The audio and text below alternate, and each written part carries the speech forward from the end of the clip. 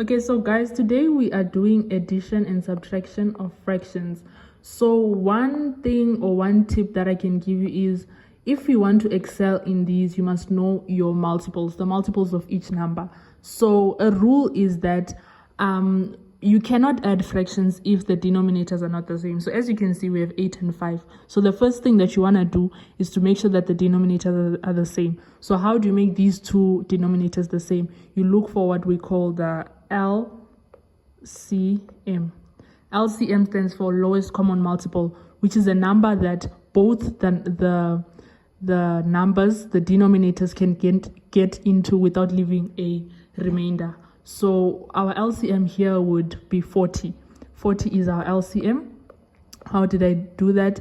I know my multiplication. So make sure you know your multiplication in order for you to know your multiples, in order for this adding of fractions and subtraction of fractions to be easier for you.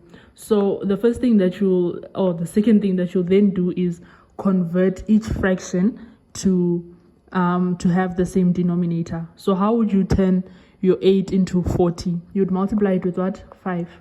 And whatever you do to the denominator, you have to do to the numerator. So you multiply the top as well with 5. How would you change 5 into a 40? You multiply it with 8. Whatever you do to the denominator, you do to the numerator. Okay, so now we're moving on to our next step, writing this out correctly. So as we determined, 8 times 5 is 40. 3 times 5 is 15. Then you keep the addition sign. And then 2 times 8, that gives you 16.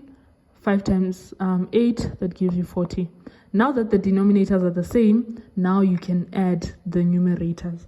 So 15 plus 16, that gives you 31 over 40. And that is your answer.